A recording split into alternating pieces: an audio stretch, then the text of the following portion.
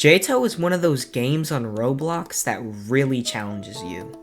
Whether you are casually playing through easier towers or ruthlessly grinding soul crushings, you are always facing a challenge.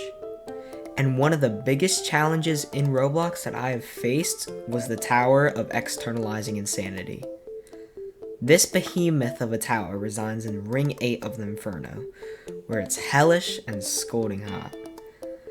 Along with the Tower of Fractured Memories, Externalizing Insanity lies at the top of the extreme difficulty, with some people even saying that it's terrifying difficulty. No matter what anyone said about the tower though, I would not get discouraged, and I knew that I had to face the tower if I wanted to have a good time with terrifying. But how did I even get there? It all began after my Hopeless Hell completion. I knew I had one more extreme left before terrifying, but what would it be?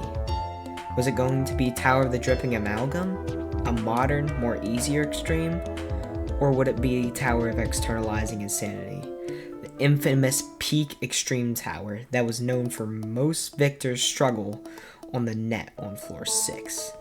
Well, I'd be finding out by playing through both, and what did I conclude? I was going to torture myself with Tower of Externalizing Insanity.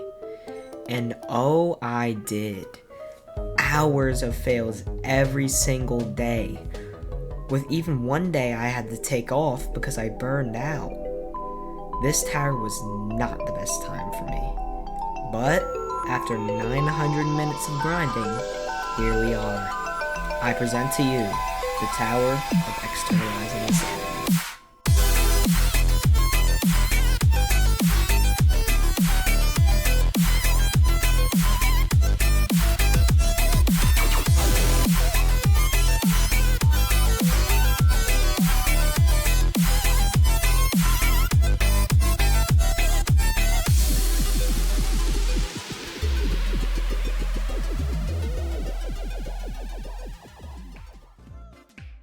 Day 0.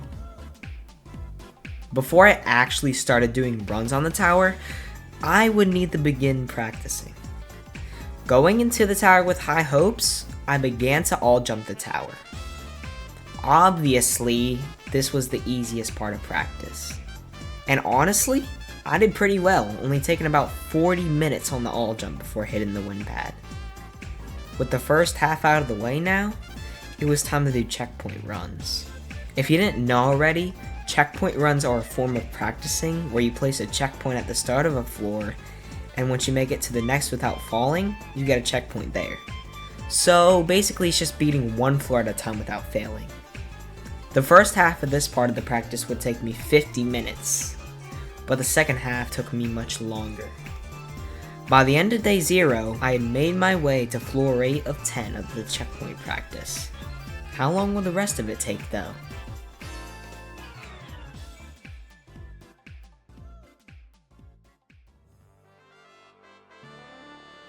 Day 1. Day 1 would be the first day of runs on this tower, hence why I put it as the actual first day of this grind. So, the first day started off with finishing the practice on 8 to 10. This would take up 2/3 of the entire day.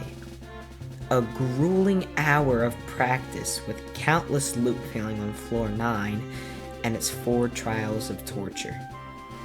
Even though it was tough, and it did slightly demotivate me, I pressed on and began my runs, hoping to make it only to floor 2 as my PB before I ended this session. As expected, I did loop fail floor 1 for the majority of the day, but one of these runs would show me that I actually did have a chance in this.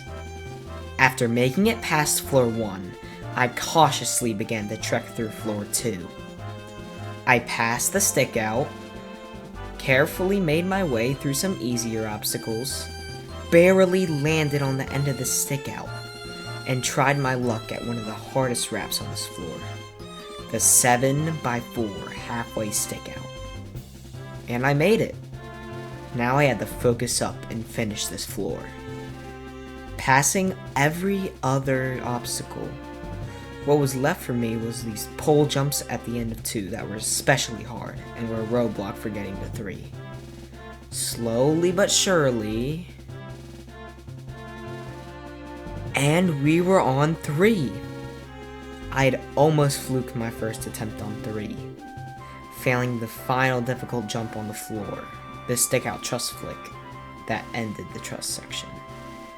And that fail concluded the first day of grinding.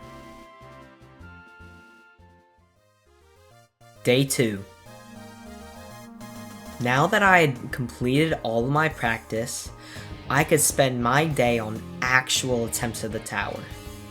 Along with being a great day for viewers, this day would have some crazy attempts that brought me more motivation than ever. Here's the best one out of the day. After passing my old personal best from the day before, I swiftly made my way to floor 4 and began the run. Passing this head hitter at the start grants you access to a short net that saves your attempt if you fell, though I would not have to use it this attempt. I jumped my way down to the next section on 4 and passed the 2 hard wraps on this section. This stick out and this wraparound. Now, it was time for the next section. It began with some easy jumps that I had no problem with, but then it had the hardest jump of this floor, and usually the deciding factor of whether you made it to floor 5 or not. It was this long flick onto this truss. Messing up the jump at all would send you back to the start of 3, and in the worst cases, ended your entire run.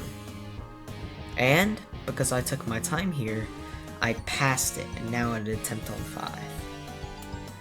The rest of this floor was easy, and there wasn't really anything important to go over, but this leads us to floor 5.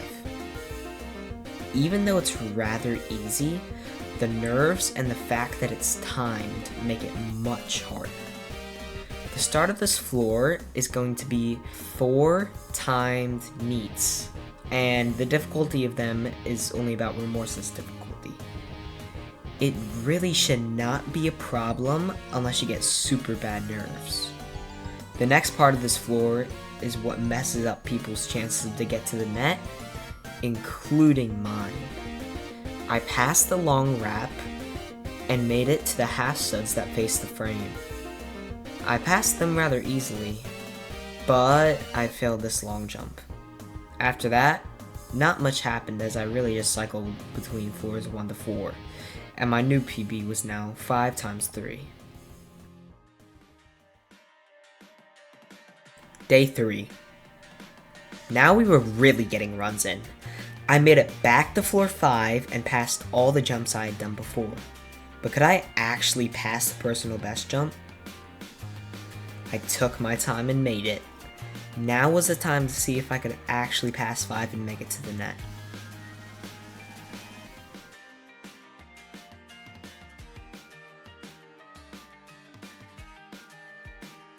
Finally, I had reached the net and could try beating the tower. Unfortunately though, I spent over 3 hours on the net, loop failing over and over again until I just couldn't play anymore. I wasn't even mad though, because I had this attempt on the tower that gave me serious hope for completing it. I had under-practiced anyway, so it was rather good. Here's the attempt I'm talking about. Floor 6 is easy and forgiving, only consisting of basic gameplay like wraparounds, but floor 7 is where it got interesting.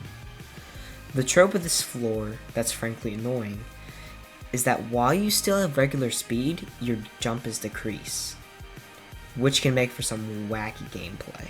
It was hard at first, but eventually I could start to do it consistently and I passed everything, even this hard stick out where you had to turn sharp.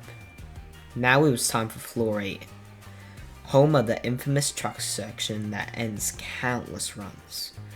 This part of 8 starts out rather easy with these basic truss bounces, but quickly becomes tricky. The arguably hardest jump of 8 was the stick out flick that ended most runs. But I took my time with aligning and made it. A few more hard jumps here and there, including the scary stick out flick, and now I had one last flick until I made it to 9. Could I make it? Well, everything else on this floor is easy, so it was officially time for floor 9. It started off with some basic jumps and wraps, like this wrap long jump where you had to land in this gap. And if you landed in it wrong and fell, that could end your run. But I made it.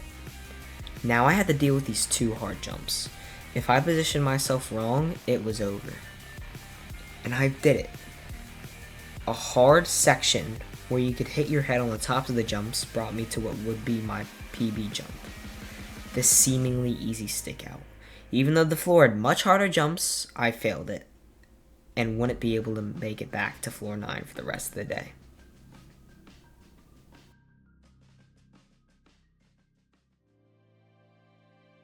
Day 4. Whenever, or most times when you grind a new hardest, there will be that one low point on the grind, and this was it. The day started off fine, I guess. I had just got home after going out with my friends, and it was pretty late. Nothing notable happened besides the fact that it took me almost 3 hours to get to the net, and I noted that in my mind. I played until 1 AM, desperately trying to get runs like the day before, but I just couldn't. I soon tried setting my auto clicker on and slept a horrible night with the glare of my monitor in my face the entire time. I woke up with barely any sleep and just tried to play, but I couldn't. I just got so demotivated every fail, and I knew that I would have to take a day off, and that one decision most likely saved the grind.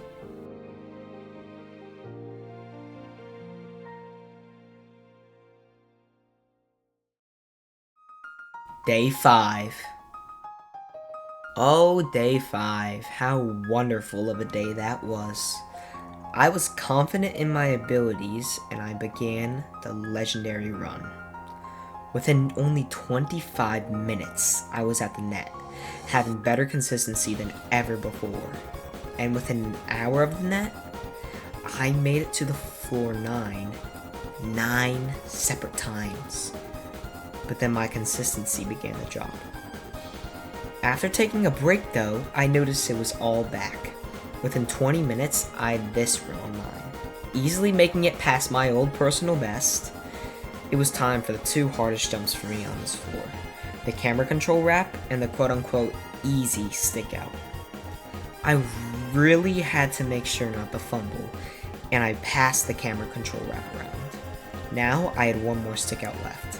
Making sure to align myself, I made the wraparound and now had a solid chance on making it to the 4 trials, where I would be given victory. I was extremely cautious and passed everything ahead of me before I made it to this jump. I aligned myself, but it was such a devastating fail.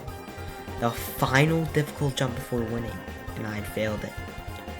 I still had some motivation left though. After another 30 minutes, I would have another shot at the wrap, passing everything ahead of me. Would I make the jump this time? I did it! Finally, this tower was done. What awaited me were the 4 trials of torture. Even though it seems scary, everything's completely netted, and I did everything easily. Now, floor 10. Another completely netted floor that was difficult, but I passed everything and had made it to the frame. The question was, how would I do with the final jump? Yo, good job. You beat it. Yeah, bro. GG! Oh my god. G freaking G!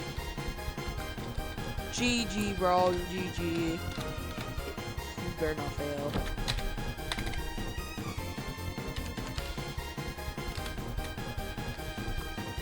Yes! Oh my god!